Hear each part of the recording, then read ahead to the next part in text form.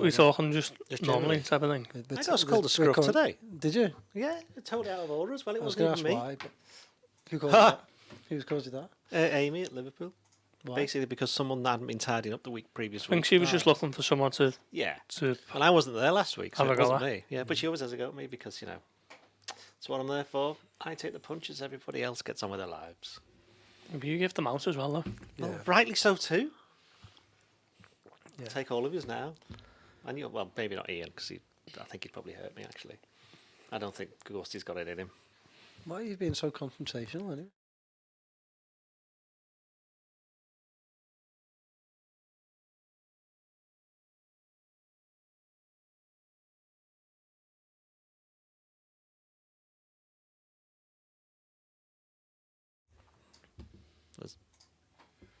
Hello and welcome to the latest Blood Red podcast from the Liverpool Echo. I'm your host, Joe Rimmer, joined in the studio, in the same room. Been able to see each other today by Paul Gorst. How are we, Paul? All good, yeah, very good. Catching a train shortly, me and Ian, heading to London, Selhurst Park bound. We're going to have to whiz through this pod because there's a train to catch. Yes. Yeah. Ian, how are you? Great to see and hear you, Joe, and also great to see and hear you, Paul, as well. You weren't here for last week, were you? I was not, but I heard about it. I believe it was fractious. I was sat there where Ian, our producer, who is real, someone in the comments said that they didn't think Ian, our producer, was real. He's all too real. But he's very real. But where he sat, I could hear Beth through the wall, sitting with her back to the wall, whilst we were both on StreamYard. It wasn't the best. So sorry if you. Mondays was good. It was audio only, and I think we should just crack on with this one. But here we are. Big thank you to all of our listeners. We're on YouTube, so I'll keep an eye on the comments and questions. So please get them in throughout, and I'll put them to Paul and Ian as we go. Give us a like, give us a thumbs up, subscribe, press the bell. If you're listening on Apple Podcast or Spotify, all those usual nice things, stars, comments. We do read them. I was reading them earlier this week, and that's how I know that some of you don't think Ian Kroll is real, but he is real. And a big thank you to our sponsors, NordVPN. They're also real. It's a good segue, that. Yeah. They're also real. Why did you what was the justification? I'm not thinking Ian Kroll was real. I don't know. I can't remember the exact comment, but it was something around Ian not being real. He is real. If you want to see Ian in the flesh, watch Royal Blue, our Everton podcast, where he rants and raves about outspoken the Blues. Commentator, isn't he? Yeah. He does love Sean Dyche's tactics, though, and he's very happy with Dwight McNeil in the 10. To get the best discount off your NordVPN plan, go to nordvpn.com/bloodred, and our link gives you 4 months extra free on a 2-year plan. There's no risk at all with Nord's 30-day money-back guarantee. The link is in the podcast episode description box. You were at Arne Slot's press conference, Paul. He doesn't mind 12:30 so much, does he? Yeah, that was interesting, wasn't it, when he said that? All the sort of, argumentative Jurgen Klopp replies and responses on that question for years, and then Slot comes in, he says, I don't mind them. It's not necessarily the half-12s. And what did he say? He said, I must be a stupid manager then if he can't perform at half-12 because I've been training all week at midday. And yeah, it's easy to respond like that, isn't it, when you've only had one so far this season and you... Hang on. One defeat so far this season. No, one half-12 kickoff. Was that Ipswich, was it? Wasn't it? No, that was 3 o'clock. Ipswich? Ipswich. So he's only had one this season, he's won it.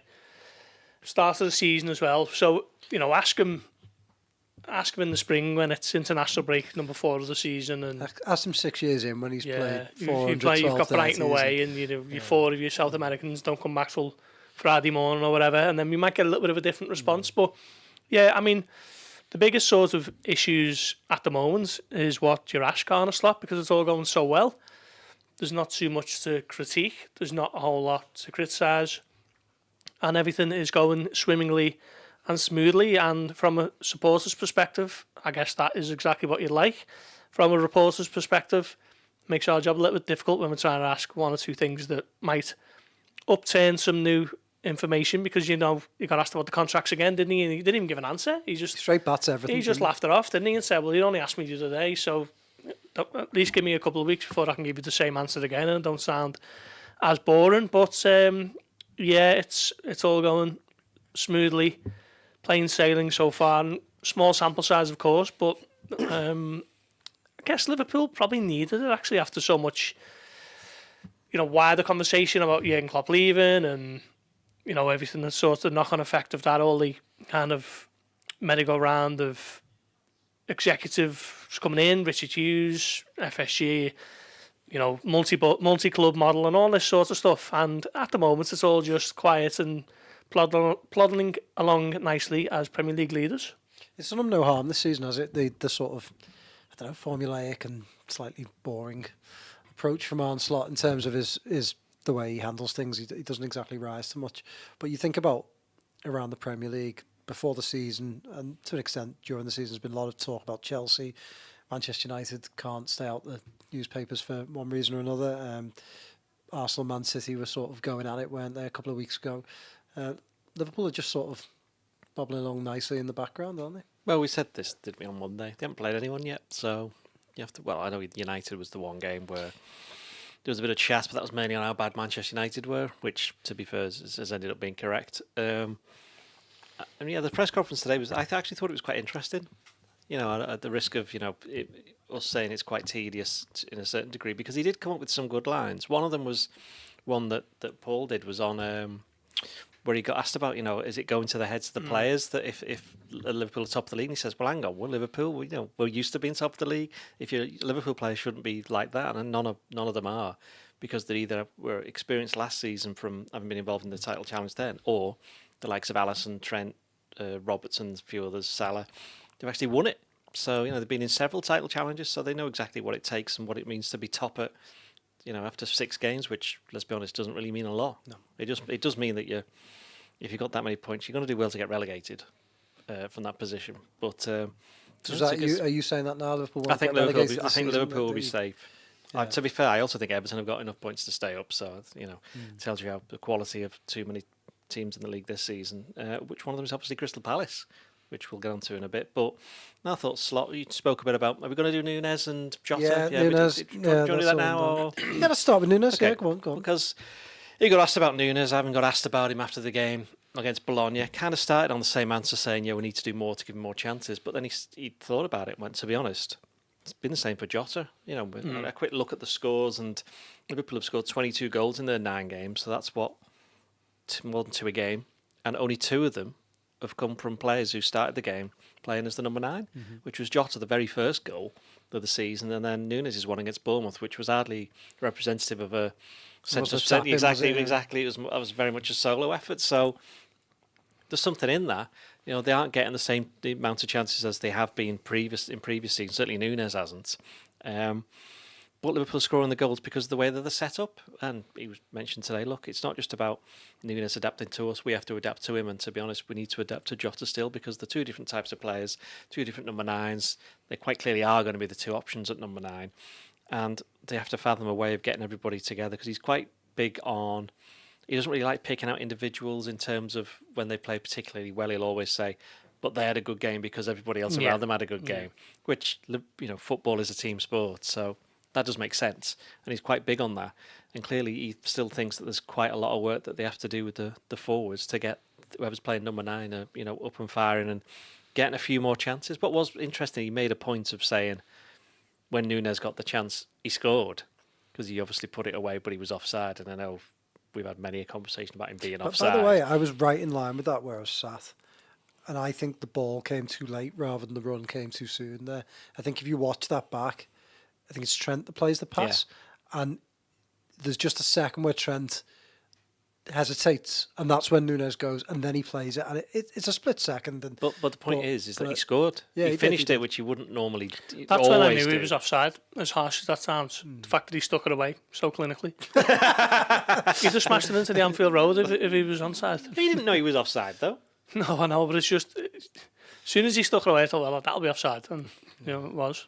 I knew he was offside from the moment. I think, to be honest, and this might sound slightly, excuse me, hypocritical considering he's in the podcast headline and we are currently chatting about him. But all the chat around Nunez is a bit tiresome because to me, Liverpool have won all but 1 game this season. All right, he hasn't played a huge part, but he's played his part. it always takes me had a back. big part to play in the first goal. Yeah, no. But what I'm saying is, he hasn't, throughout the first nine games, they've won 8 of 9 games. He's not exactly been, you'd say, Jota or Salah, and others have played a bigger part. But it kind of goes back to, I always had that issue when Liverpool had Robbie Keane. They signed him for a lot of money. There was lots of debate every week about where does Robbie Keane play, how does he fit in. And I was thinking, but he's playing his part. Liverpool were winning games. They were doing all right. They were challenging for the league at the time, and it felt like there was just this constant talk about where does he fit in. Yeah. To me, it doesn't matter if Nunez scores 10 goals this season, but Liverpool win something or challenge and do well. Then does it matter if he scores 30 goals and they don't challenge? As long as he plays his part in a team that's winning, in a team that's doing well, it doesn't really matter if he starts every week or he comes off the bench or starts 1 in 3 or whatever. Yeah, no, I get that. But on the flip side, I'd say that everything's going so well, you sort of need things to talk about, and that is maybe an area for discussion. It goes back to the old Gerard Houllier shout for me about Michael Owen. When he used to say, I'm not bothered that Michael's missing chances. I'd be bothered if he's not getting them. And at the moment, he's not getting them, is he? Last season, his first 2 seasons at Liverpool, sort of characterised by Liverpool creating these great chances for him and him not sticking away as many as he should. And now they look a bit more controlled and a bit less sort of play on instinct in the final third.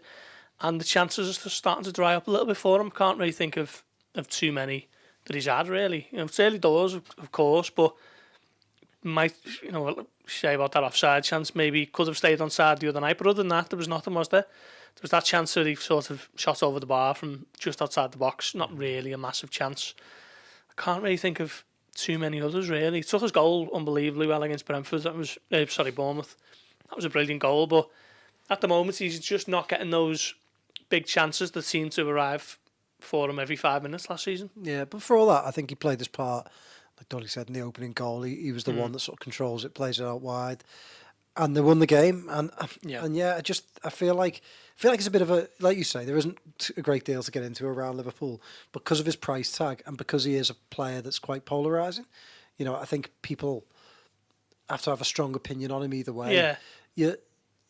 And that sometimes is positive, isn't it? You hear the crowd singing his name from when he wins a throw-in, but it to me, it just doesn't really matter. And I thought the other night, I think he probably is overthinking things a little bit. I think he's certainly not playing his natural game maybe at the moment, but that might come. And I actually think the way Slot's worked with certain players, kind of trust him to get something out. You do get the impression, what you mentioned then about players' natural game, that he is overly doing it the other way, going, right, I need to do this for the team, I need to do that. There was one bit in the game where second half, he ran back into the right-back position, I think it was, when there must have been, first half, it must have been the first half, he ran back into the right-back position because Salah had gone, he'd not lost the ball, but he kind of was up there with the attack and Nunez was available, so he just came and trapped back. So there's no worries about his work ethic. It's just he probably needs to spend a little bit more time just up front, basically. And that's just something that they're all going to have to learn, which seems a bit of a mad thing to say, given the fact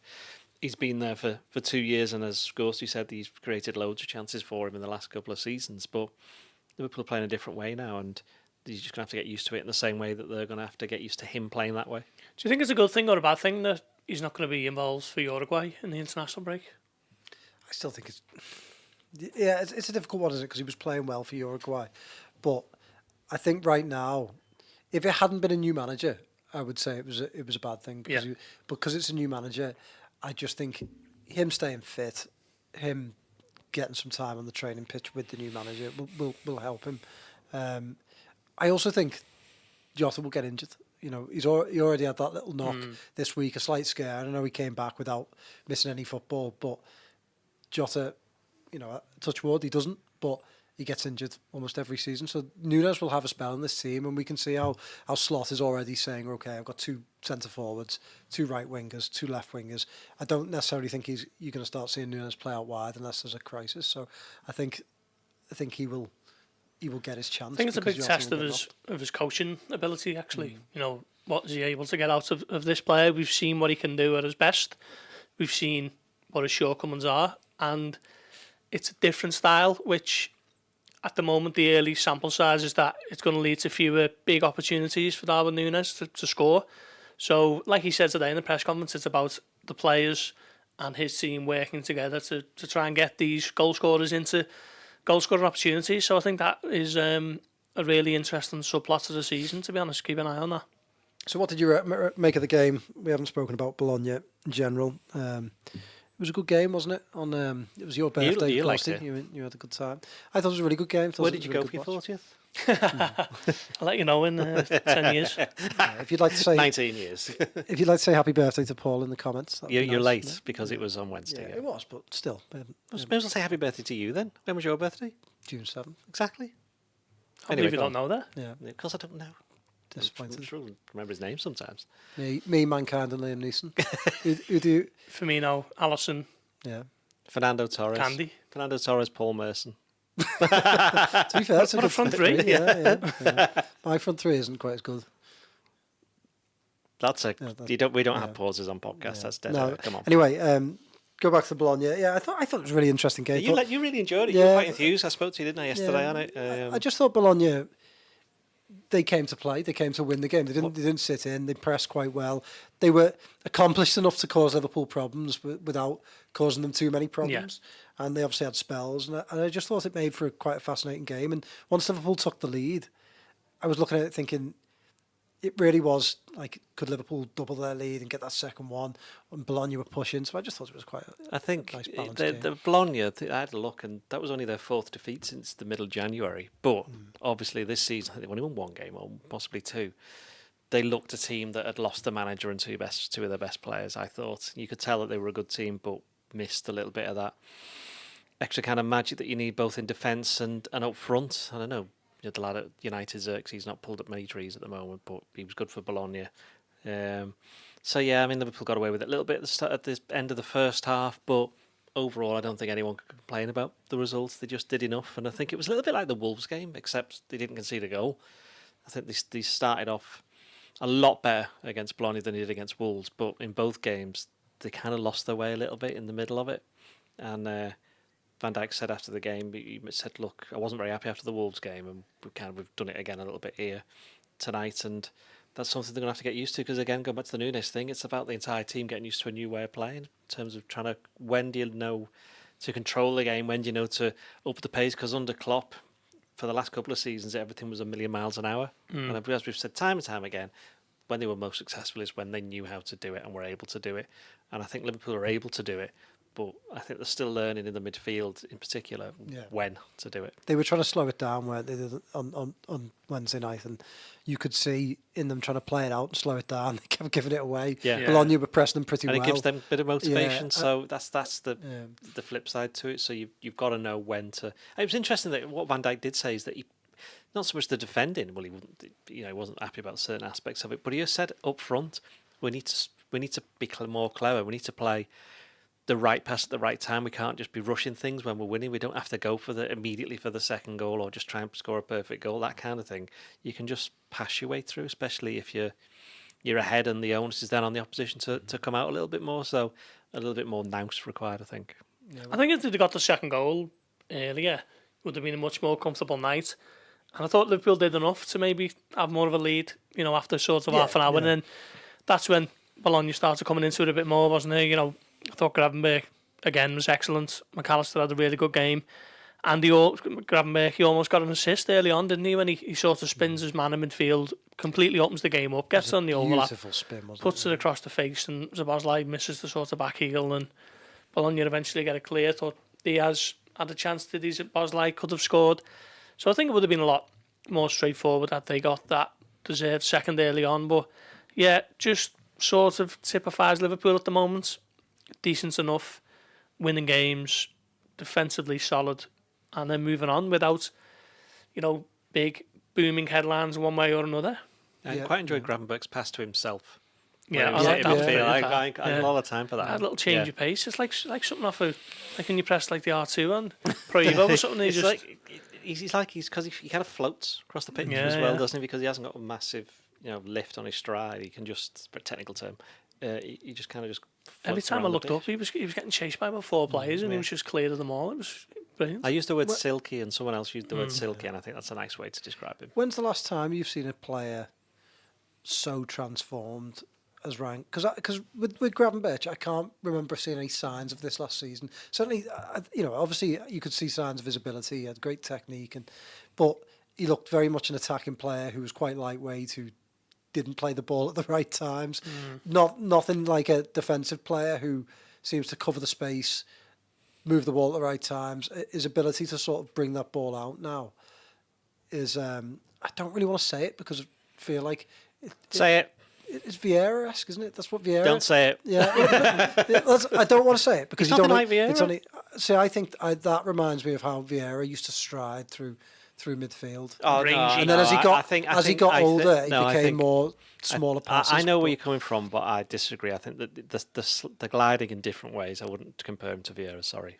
Okay, well, I disagree. I disagree with you. Can't. Well, it was my point. I was like, making you made a point, but it's incorrect. My it's podcast. okay. Yeah, exactly. So it's your podcast, is it? Is it? All right, so you invented this podcast, yeah. The thing I always like about Gravenberch is he's thinking about the second and the third touch.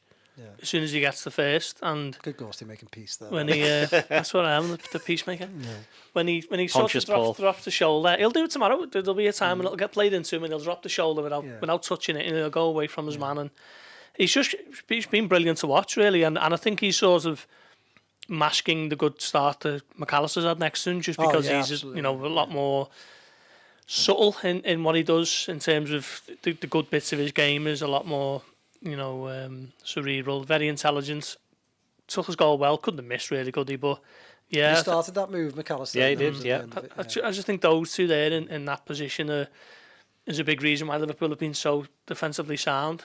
Behind or in front of a back five, which is first choice and playing week in week out. Cerebral's a great word, by the way. Well done. Cerebral assassin. Yeah, they complement each other. They complement each other well, don't they? I think.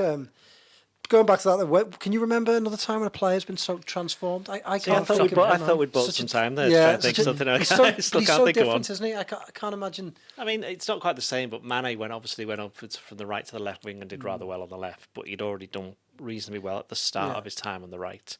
There's bound to be somebody. Just let me have a bit of a think. Well, while you have a think, I'll just go back to the point that Slot made today about him playing, and there's something you mentioned when we come to the press conference, wasn't it, that he's played more 90 minutes this season than he had in his previous two. Twice as many already? Yeah, twice as many. So, we're still talking about it being early doors and all that, but I think the sample size for Gravenberch is enough to say that Liverpool have got a real player on their hands. So it's just going to be great to watch him develop, isn't it, this season? He's still one of the youngest in the squad. Man of the match every week, every game, to the point where they're all sort of joking about it. And, yeah, just looking forward to him again tomorrow at Palace. Going to be a difficult one, but I just think he's one of the real form players in the Premier League at the moment, and probably one of those where not a lot of people outside of the Liverpool bubble will have noticed that or have said that, but I think on current form he has to be one of them. Yeah. Carragher went from centre mid to right back to centre back. Yeah, that's one. That's let's say relatively recently, but he's been retired for 11 years. So I suppose Gerrard moved around a little bit, didn't he? Yeah, he's always been a centre mid, though. He was always a centre mid. But then he had the seasons playing off the front, didn't he? But then that was more of an age thing, and seeing him as he still was able to do it. And of course, then but Gerrard was always quality, no matter where he played. Yeah. But at times last season, you couldn't really. I remember the ball going off for the throw in, and Gravenberch grabs it before it goes out, and it was handball, and it's just like that sort of sums him up at the moment. He's just his confidence is really low, and he's really struggling. He just looks a totally new player. I think it's going to be interesting. I've said this almost in every pod this season, but when he starts showing, because there will be times when he's going to struggle. There's games when Liverpool will get beaten, and he will be part of that. And I would like to see how he responds to those times, because even the game that they've lost this season, he played pretty well against Nottingham Forest, and he was one of the better players. But we've not seen him. Eventually, someone will work him out and expose him. But whether he can bounce back from that, and if he is a confidence player, will that knock him? But I keep looking for a weakness. I'm not seeing it, and I'm not seeing it. He seems to do everything pretty well.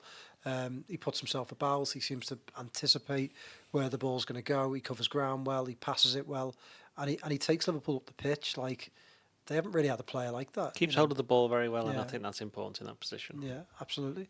Can we mention Szoboszlai? I think it's only fair, given the fact we kind of no, of course we mentioned. We were worried about him. We've got a question first. Can I ask? Okay, go. That's the question. Here's a question for the panel. Slot's Liverpool team versus Klopp's team from last year. Who would win the game? a game, the league, and which one would you prefer to watch? There will be a draw because they're basically the same team. Chiesa off the bench, so we got the winner. Yeah, Matic would play the first half. Yeah. Anyone left Liverpool in the summer? Thiago. Yeah. Yeah, but he didn't play. Did he? Yeah, I mean, there's not much different personnel-wise, is there? It's a different style. Depends, because we've got a full year to look at that Jurgen Klopp final season, and at times when it was clicking, it was brilliant. You know, they beat Aston Villa, the team we finished directly below them. They battered them at Anfield in September, but you sort of forget about it because it was over a year ago, whereas the more recent performances were maybe Everton in the derby and around April time when it was just starting to tail off. So it's difficult to make that call, really. But what I would say is this one's a lot more controlled, less exciting, but fewer hairy moments. Who's asked the question? Sanjay Mystery.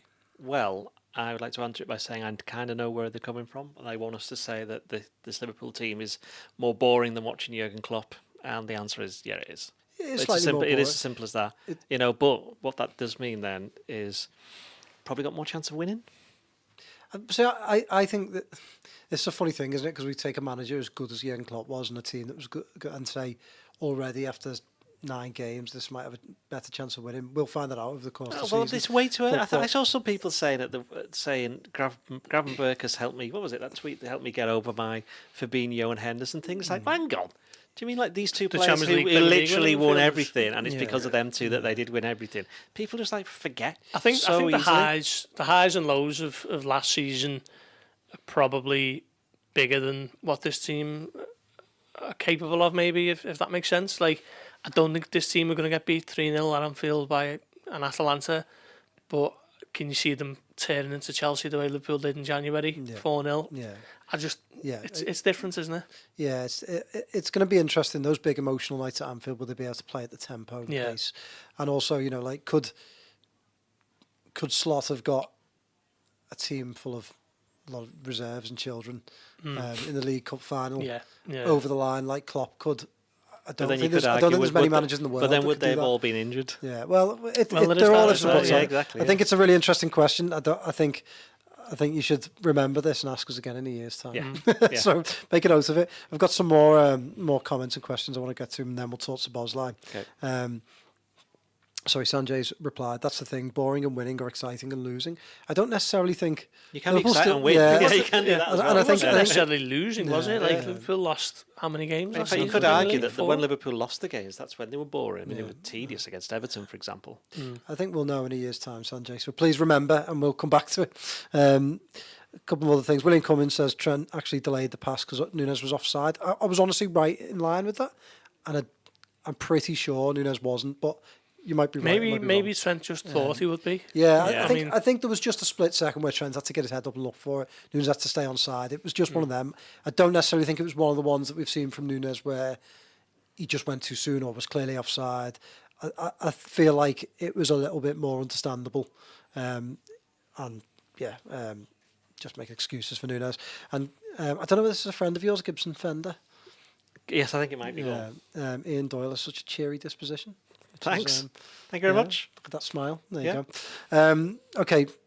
I'll tell you who does make you cheery is Dominic Szoboszlai. He's very sexy, isn't he? He's a handsome chap. I wasn't even going for that, but yeah, he is. In fact, if you if you could see our producer Ian, there's kind of some similarities there. Same volume of hair gel and beard. Yeah. I've been nice to everybody today, aren't I? What's going on? Anyway, saying that, talking hair gel, and again, this doesn't interest the listeners at all because they can't even see him. But Chris Beasley was talking at length the other day in the office about how he turned up for a StreamYard party with no hair gel. Well, that's it. If you actually see him, you will see him not in his natural state, but not his natural state to us. So, yeah. Anyway, Szoboszlai, yes. He obviously, we came in for some criticism from us after the Wolves game. Yeah, from me, basically, from the Wolves game. I don't always slag him off. I was sticking up for him, saying he's not been terrible this season at all. He's just been inconsistent because he's getting used to the position.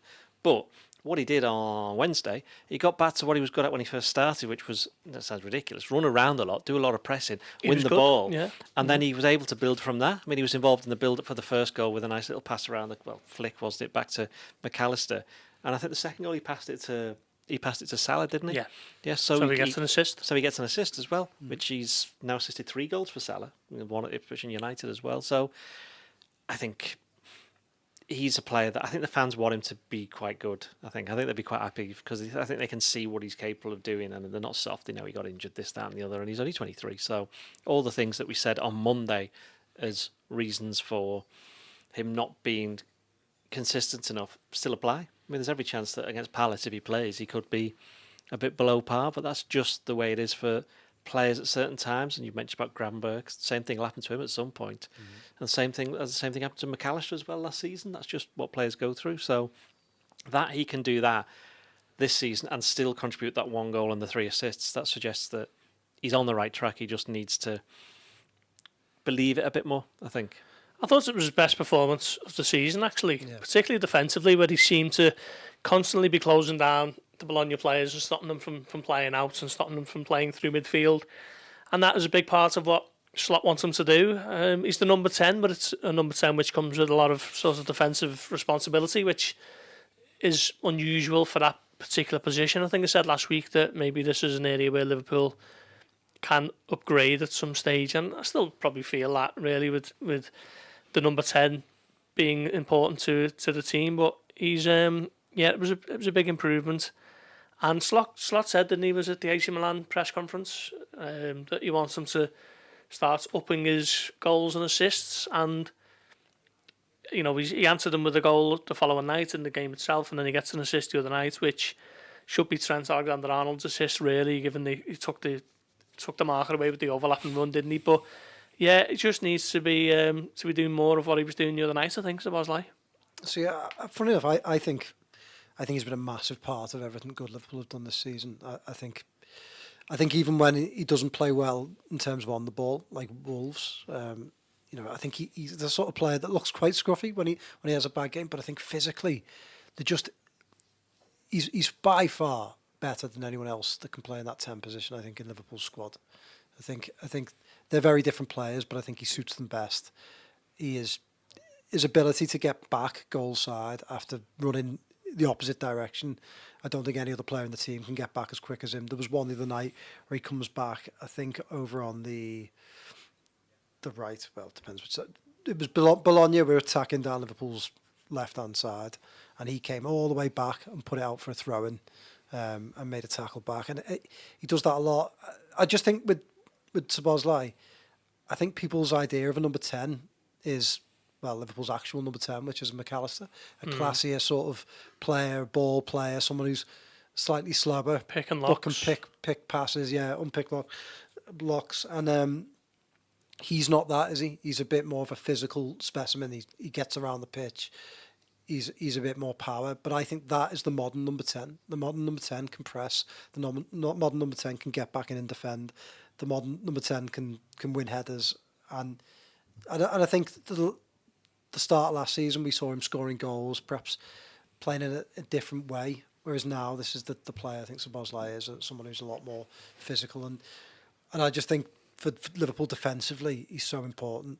And I think if you put say Jones in there or Elliott in there, they might have some classy touches and score some nice goals. But I think he's by far. I am looking forward to seeing Elliott have a little run in that position at some stage, though, because, like you say, he's a very different type of attacking midfielder to Szoboszlai, but he's got all the hallmarks of a classic number 10, hasn't he? The touch, the technique, the ability to sort of thread the passes. And he started adding shooting to his game last season.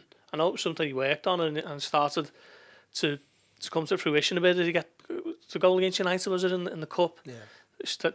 One of the goals of the season against Tottenham, and generally his long shooting was something that was massively improving. So Palace, didn't Palace away winner. Yeah. So there's another one. Hopefully, he's back in the next few weeks and we get a little bit of a look at him as well. And that's just something I'd like to see anyway.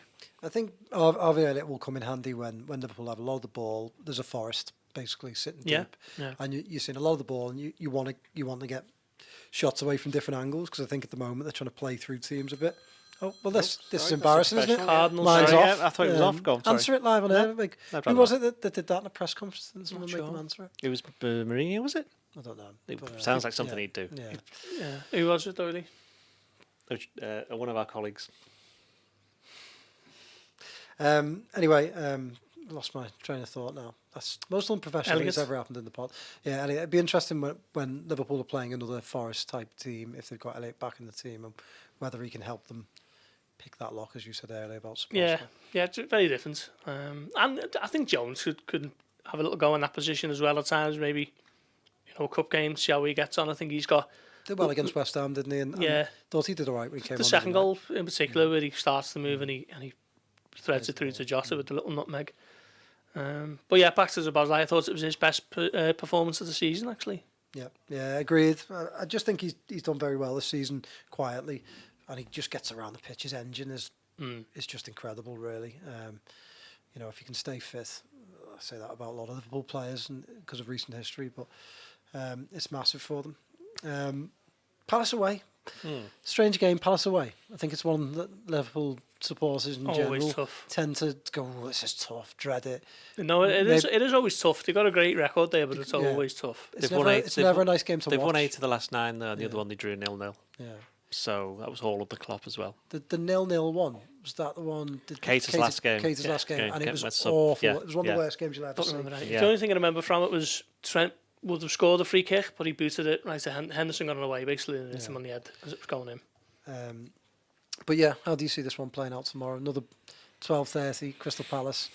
Oh yeah, I mean we've been there a few times at that. Yeah, I think with Palace, they were in a bit of a false position towards the end of last season, where I know they won at Liverpool, but then they won quite a few games against teams that weren't really playing for anything. So it looks as though they had a strong end to the season. And the start of this season, they've had some difficult games. Rather weirdly, they have actually drawn the 2 most difficult ones against United at home and Chelsea away. And then they've lost at least, who else have they lost to? Someone else has gone. Somebody else has gone, I can't remember. But they lost their defender, didn't they, Anderson? Oh, yes, he went to Fulham, didn't he? So they lost 2 of their most influential players, and you can kind of see that a little bit. But they haven't really been tonked in any of the games, and I don't see that happening again tomorrow. I think you know what they'll do. The crowd are always up for it, especially when Liverpool turn up at Palace. And I do think it's one where it's never a brilliant free-flowing game. In fact, the only time that it has been for Liverpool is when they won 7-0, which there was nobody there, and they scored really early on, and that wasn't really a proper Sellers Park atmosphere. Well, not least because there was nobody there. Although it was notable for me because I went and did that game, and it was the first time in COVID that we actually got given some food at a game. We got given some biscuits. It was made up. Just before Christmas, that wasn't it? I think Liverpool went 7 points clear that day, something like that. Seems a long time ago now, that. But yeah, it's always difficult, It's always held up as like this huge banana skin for Liverpool, wasn't it? And I think that was based on a game that they played 10 years ago now, the famous 3-3 draw. Yeah. They haven't lost since. But even that was a false game as well, wasn't it? So they went 3-0 up, and they were like, "Oh, we need to score about 8 here." But it's always difficult. We've say Liverpool have got a great record there, but they never go there and win 4s and 5s. Apart from that one behind closed doors, which that entire season for me, I just kind of write it off as a bit of a nonsense, really. But that's just me. Yeah, it'll be difficult again tomorrow. Mateta, obviously one of the informed players of the last sort of 6 months, really. Hasn't been, again, touch wood, hasn't been that in confidence. Is he going to get like this out there? Yeah. Hasn't been that good this season, has he, Mateta, really? No, but he scored something like 15 goals in his last 20 games or something along those lines. He's been generally really good since Oliver Glasner come in. Eze, I love watching him play. Silky, I suppose would be the description for him, Doyle. They've obviously lost Elise, who's gone to Bayern Munich, but yeah, it's going to be tough. I seen him the other week against Manchester United. Had a fair few decent chances, could have won that, but so could United on another day. So United battered them in the first half, didn't they, and then got battered in the second. They are a strange team. I like this quote from Oliver Glasner. I'm not worried about confidence. I'm worried about other things in the world, like the election in Austria. Right-wing populism is becoming a trend in the world. But confidence in the squad is not something I'm worried about. I mean, fair play. I can't argue that. One of our colleagues write that? Yeah. Sounds like tangential as he likes. Was that in the comments? Yeah, just I was looking at their results actually. They concede a lot of goals. Funny enough, the only game they haven't conceded this season was that United game. United. Well, they lost to Everton, didn't they? Yeah. And I believe that they were not very good then, even though they did take an early lead. By all accounts, they were second half. They should have lost by more. Yeah. So it's going to be interesting. It's going to be a scrap. With a silent S. Should we pick some teams and make some predictions? Are we there already? Well, we can be. Do you want to go Nothing anywhere else else to first? talk about? I don't Should we have a look if there's any more questions? Well, the before we, youth team won, didn't they, in the youth league, which Yeah, I was at. They yeah. beat Bologna 2-1, and that Rio was Ngamoa. still. Is that how you pronounce his Ngamoa, name? yeah. Ngamoa. He played. It's only his second start since he arrived from Chelsea. Started for the under-18s at the weekend. They got beat 3-2 by Newcastle. But he was fairly decent, certainly in the first half. You can see why Liverpool and a lot of other teams are quite interested in him. So he'll definitely be somebody to keep an eye on, certainly in this competition. So they did well. I thought He's playing 3 years above his age. Well, this as is the well, thing. I isn't was he? going to say, you're up against, no matter what age, you know what Italian defences are like. But the defenders couldn't get anywhere near him half the time. Honestly, there was a 20-minute spell where he just dropped his shoulder and he kept on running inside. He had a shot that hit the bar, and so they kept on trying to push him out. And then all he did was go past them and then cross it in. So he's capable on both feet. Yeah, he's definitely one to watch, isn't he? I never want to get too carried away about youngsters because Ben Doak was a good example. You don't expect to see him in the first team, even around the first team for the next couple of years, because he's so young. And he looked funny after the game. He walked past us and it was like a child, basically. Well, he is. Yeah. He's Exactly. 15, That's what I isn't mean. he? He's 16 now. 16. Certainly under this regime, I think maybe if it was still Klopp and Linders and Vita Matos, I think the appraisals would have been glowing and he might have had a little bit of a shot at the bench in the League Cup, but I don't think we'll He's see only a him for year a while older. He's now. on the bench. Isn't Yeah, Slot. Even a couple of weeks ago with Trey Ione and developments that he made in pre-season, Slot ended up basically just saying that he didn't pick him for the West Ham game, despite him not being in the squad 24 hours earlier in the AFL trophy or whatever that. He was on the bench against competition's called. Bologna because he wasn't involved with the youth team, which again, it's one of these things. What benefits him more, actually playing in one of those games or being on the bench with the first team and having that kind of Champions League experience? Should we pick our teams and make our predictions? I think we should, yeah. Paul? Yeah, I mean, you Who's don't your back want five, to be obviously? making too many changes there. Defensively, Liverpool have been really strong. A welcome change from conceding first seemingly every game last season. So, yeah, unchanged. Yeah, I think so. Yeah. I'm not. I think they have to make changes. I think it's probably time. Do you want to test Kanate? Do you want to test him? This will be twice in this spell that he'll have played 3 games in 8 or 7 days. And he's going to be playing probably at least 1 game for France coming up. I won't play him. I'll play Quanta. And also I play Quanta and I play Simicast at left back as well instead of Robertson. So yeah, I thought he might have made the Simicast change certainly on Wednesday night. Yeah. I thought that was I'm not as convinced he will make it this year. I thought he played well as well when he came on Simicast. I mean, Robertson's going to play 180 minutes for Scotland, you'd imagine, isn't he? Yeah. And I'm also looking at Liverpool's next raft of games, and they've got 7 hard games there. The Brighton away is tough in the League Cup, which they will change, but that's the only one that can possibly do any kind of major rotation. And I know they're going off for 2 weeks for international football, but if you can, ease the pressure on certain players, then why wouldn't you do it? Yeah, I see what you mean. I just get the feeling this manager just doesn't. He doesn't do what we sort of would used to anticipate from Klopp. Yeah. Well, it's not just him though. It's all the managers make the changes. Yeah, It's just him that isn't making them. I suppose the thing he's got to weigh up is what's more important, managing minutes or momentum of playing every week. And for some players, it differs, doesn't it? And obviously that is what the coaches have to look out for. So I can see the idea that Kanate might get a little bit of a rest. But for other players like a Ryan Gravenberch, I can imagine why playing him again is probably preferred. I think Robertson's the one for me that you think does he need taking out a little bit and having a rest? And like you say, I think unlike Kanate, he's more guaranteed to play for Scotland. But I can see him picking him and taking him off after 60. But yeah, I thought Simicast did well when he came the other night. I would have no qualms with him playing. He was certainly quite aggressive when he came on the other night. Yeah. Threw himself around, didn't he? And there was that. I love that one near the touchline where he just went in and shoulder barged the lad off the ball.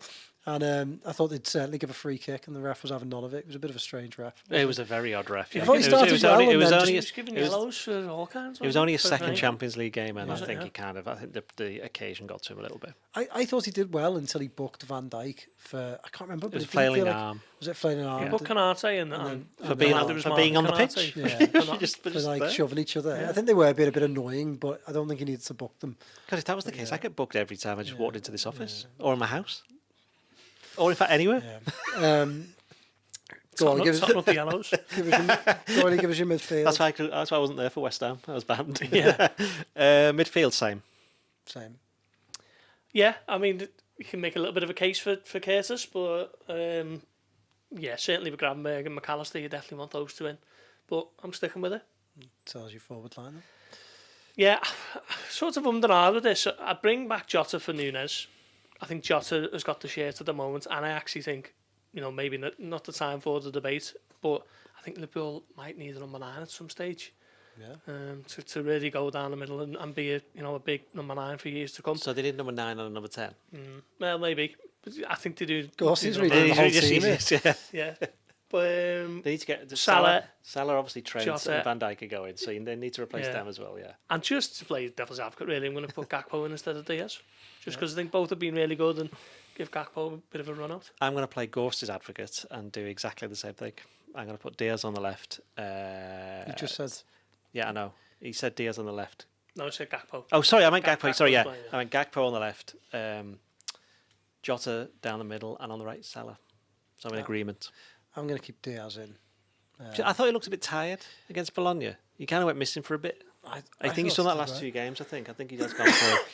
It's the way he kind of happened a little bit at the start, middle bits of last season, and I think that's because he just plays all the time, and I think that's one thing they possibly should learn. And they've got Gakpo there. Why not play him? I just think Diaz is so much better. Really? Yeah, I think he's better without the ball. He's more effective. I mean, again, he's like a physical specimen. He just gets around the pitch, makes tackles, comes back, wins the ball, carries the ball. I think Gakpo looks good in spells, but Diaz, I just think is more consistent. So I'd keep Diaz in. Certainly think Jota comes back in. I don't necessarily think Liverpool need a number 9. I don't really think they play with a number 9. I think that's one of the big problems with Nunez is that they don't. They don't necessarily until they make a decision on Salah. If Salah went, then maybe they might start playing a little bit of a different way. But right now, Salah and Diaz see so much of the ball, don't they? That the number 9 often comes. Even when Jota came on, he came very, very deep, and has been doing that for a good while. So I think what's interesting about Jota is he manages to come so deep for the ball all the time, but still manages to get quite a few goals. Slot was talking about playing him as a number 10, wasn't he, against West Ham? Yeah. Semantics to a point, because he didn't look any further behind Nunez. Really, it looked like a bit of a 4-4-2 in that night. But yeah, it's just something I was thinking about the other day. I think maybe at some stage number 9 becomes a bit of a conversation to a point for Liverpool. It does definitely comes a point if and when Jota gets injured and Nunez. If Nunez doesn't take his chance there. Predictions in Paul? Yeah, it's going to be tough. I'm going to go with 2-1 Liverpool. I think I'll stick. I think it could be a very similar game to the Wolves game. Very similar. Not exactly great to watch, but I think exactly the scrappy same. Are we all saying 2-1? yeah. 3 points. Going to the international break, top of the league. It feels I like would rather have a controversy-fueled, fantastic 5-goal thriller in which all 5 goals are scored by Liverpool. Early on. I think Early on, so we can get our stuff You'd done. like it, yeah. Wouldn't we all like that? Ian? Yeah. I don't think that's I just think from a professional point of view, it's about exclusive, time we were given some easy it things would to be do, nice, wouldn't it? It would be nice to have a VAR. We haven't talked about VAR the entire season. It's not fair. No, this time last year we were talking about good process boys and like replaying the Tottenham game. Our producer constantly gets to slag the officials. We never get to slag any officials. Well, I wanna slag Everton the are officials. famously the only team that had a bad decision against them last season. And to be fair, the Premier League's out to get them. Speaking of slagging And officials, They're corrupt. Is what is the suggestion is that it's untrue. Bruno by Fernandes nobody. getting sent off for United against Tottenham, and then them saying that it was a wrongful dismissal. What is the point of VAR? I must admit, I don't If they think can still have a wrongful It was. dismissal. I think this wasn't a sending off for me. And you're right to say that. Why on earth Didn't VAR just intervene and Why just say, VAR doesn't intervene, I don't know. But that just, to me, shows why they shouldn't have VAR. Because, again, it's all subjective and you just, See, I didn't even it's wanna like mention the it, though. three of us. We've got No, different you've opinions. We What? got through this. It's Yeah, exactly. It's his fault. It is. And I don't even like talking about VAR, and you dragged me into it by mentioning it. You dangle the carrot. Well, you started actually by saying you wanted some I didn't controversy Yeah, some tomorrow. stuff that's actually happened. Not Yeah, let's just debate yeah. something that hasn't. All right, well, But going back Let's to do tomorrow, Liverpool anyway. I feel like the only scoreline Liverpool win by is 2-1 in a scrappy game that isn't very exciting. I love the fact that none of us have said that they'll keep a clean sheet. I think they kept 5 clean sheets in Yeah, 9 games, they've and done but for some reason you just see Palace scoring, don't you? Yeah, just a crappy, scrappy, Can we say that? It was Can we say S. crap? Yeah, don't say it again, just in case Okay. you can't. Yeah, scrappy is what I said. Yeah, A scrappy-doo, scrappy scrappy-doo. goal. I think from Palace. do you think Scooby Doo went downhill when Scrappy Doo came in? I do. We'll leave it there. Thanks for joining us. We'll be back on Monday. Yes, Monday, to talk Crystal Palace and to probably weep about the international break. Yeah. So we'll need your questions. Come armed with questions. Get us through it. So this podcast, basically, I'm the only one who's been cheery we on need it. You two have just been Cheery. proper miserablists. Let's maybe Ian, as we go, you can just zoom in on that cheery disposition. Can you do that, Ian? He's not even looking. He's not even looking. Yeah, Can you do that? He's reflecting on his Zoom. look. Can you put like the Nice Curb way, Your man. Enthusiasm music over it? As he waves goodbye. No, you can do that. No. All right. Okay, we'll leave it there. See you on Monday. Bye.